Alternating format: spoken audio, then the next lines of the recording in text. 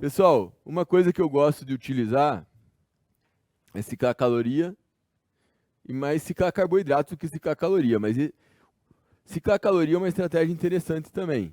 Esse estudo aqui, ó, eles fizeram o seguinte: eles, eles compararam dois grupos. Um grupo fez a restrição calórica que a gente faz normal, tipo, restringe caloria e mantém constante. O outro grupo fez o seguinte: 2 semanas de restrição, 2 semanas sem restrição, tá? Ou seja, 2 semanas em restrição e 2 semanas volta para a normocalórica. A ideia era que o déficit, quando estava em restrição, fazia um déficit. Tá, vamos pegar aqui, ó. Então, um grupo restrição contínua, mantém o déficit constante. O outro grupo fez assim: restringe 2 semanas, normocalórica 2 semanas. Restringe 2 semanas, normocalórica 2 semanas. Ou seja, está ciclando caloria, né? Déficit sem déficit. Tá? Olha que interessante. A única diferença é que, comparado a esse grupo aqui, eles faziam o mesmo déficit. Então, vamos supor aqui que o déficit fosse de 800 calorias. Aqui era 800 calorias, só que 2 semanas sem déficit.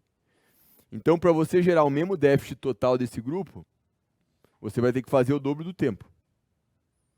Então, vai ser mais tempo fazendo dieta, só que porque você quer gerar o mesmo saldo final de déficit.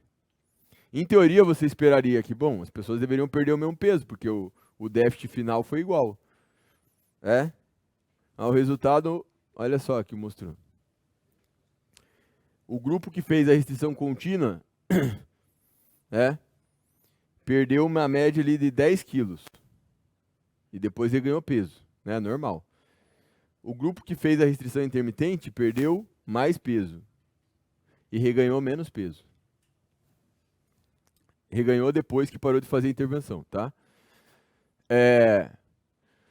Ou seja, a ciclagem de caloria teve um efeito adicional em reduzir o peso. E foi mais ou menos ali, se for pensar, o impacto foi uns 6 quilos a mais de peso, tá? Então foi sem fazer exercício aqui, né? Não lembro se eles tinham um volume de atividade aqui, mas foi sem um exercício específico. Então, só um detalhe, tá, pessoal? Então, tipo, enquanto um grupo fez esse grupo aqui, se ele fez em 15 semanas, o outro grupo vai ter que fazer em 30. Mas o resultado foi maior. E foi bem maior, né? Foi bem maior.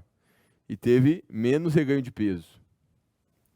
Qual que é a explicação? Você pode falar, o déficit calórico não foi igual? Bom, a gente supõe que o déficit calórico foi igual porque você restringiu 800 calorias aqui e 800 aqui. O que acontece é que quando você perde peso, você sabe que o déficit vai diminuindo, né? O déficit inicial, que era 800, vai diminuindo porque a pessoa está diminuindo o peso. Eles especulam que quando você sobe caloria, você atenua esse efeito de redução do metabolismo, que é a termogênese adaptativa. Então, é como se você enganasse teu corpo, né? Você tem o efeito da termogênese adaptativa, aí você sobe caloria, você meio que bloqueia parcialmente ele, tá?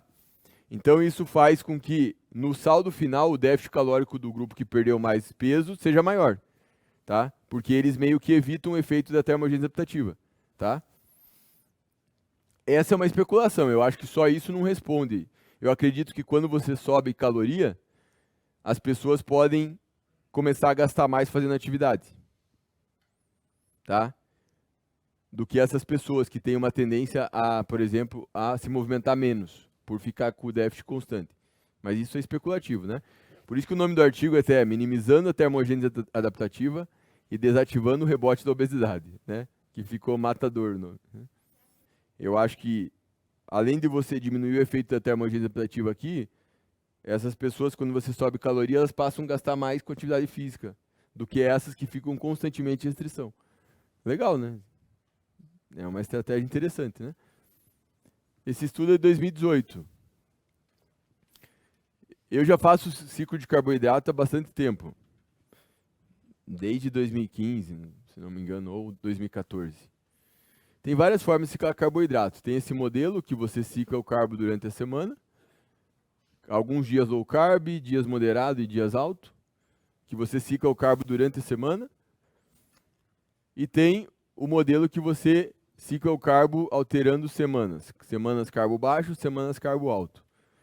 Que é o que eu mais gosto de fazer. Que foi, inclusive eu coloquei o meu nome porque era uma forma de ensinar sistematizando a ideia, né?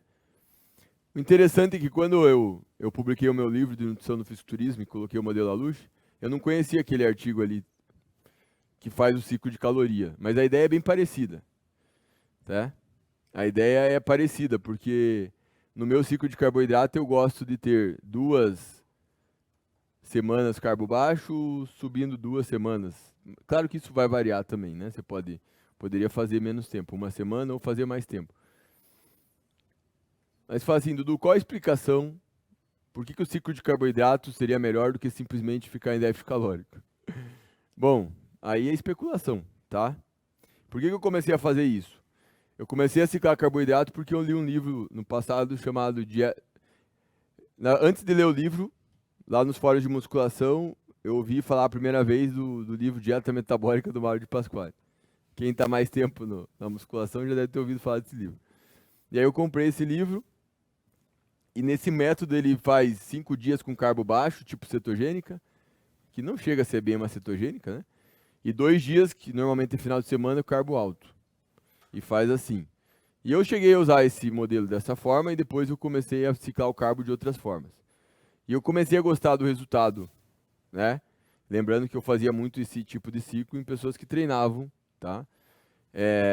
E assim, a ideia de ciclo de carboidrato lá do Mauro de Pasquale é minha fisiologia do boteco, tá certo?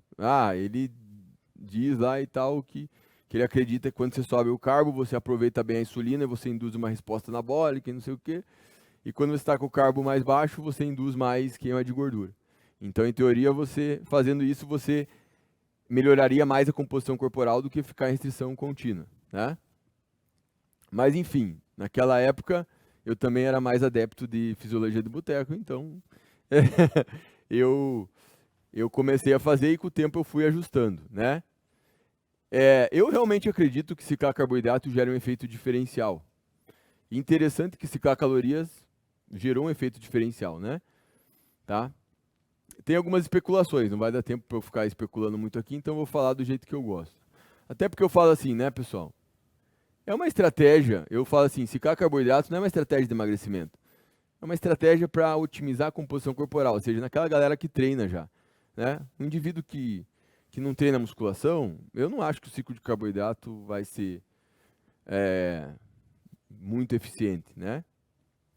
O ciclo de calorias parece ser eficiente mesmo no cara que não treina, né? Tá? Mas se você ciclar caloria e ciclar carbo junto, a resposta pode ser ainda melhor. Bom, eu gosto de ciclar carbo também considerando essa questão, né? Que o indivíduo faz musculação e de preferência que faz aeróbio. Por que eu acho mais interessante ciclar carbo quando está em restrição calórica? Porque quando você está em restrição calórica perdendo gordura, a sensibilidade à insulina aumenta. Então a resposta à oscilação de carboidrato vai ser melhor, né? A síntese de glicogênio, tá? Pode ser que quando você cicla o carboidrato e caloria, você possa ter algum efeito de aumentar o gasto de repouso, né? Então eu acredito que isso pode ter uma influência junto com a atividade física. A primeira fase é uma fase que você faz a dieta hipocalórica normal e depois de algumas semanas você sobe o carbo. E aí, quando você sobe o carbo, você baixa a proteína e a gordura. E aí você pode subir 1 semana, 2 semanas. Tá? Eu coloquei 2 a 4 semanas, mas às vezes eu subo só 1 semana. Tá? Mas eu prefiro fazer isso do que ficar oscilando o carbo durante a semana. Mas eu já fiz do outro jeito também. Tá? E aí você faz quantas vezes quiser isso, né? Então, carbo baixo, carbo alto, carbo baixo, carbo alto. Tá? Você vai perceber melhor resultado quando você tem pessoas que já perderam bastante gordura e treinam, né? Eu costumo usar essa estratégia justamente, normalmente aquelas pessoas que já estão um bom tempo treinando comigo, né? Ou aquele paciente que chega para mim que está fazendo low carb.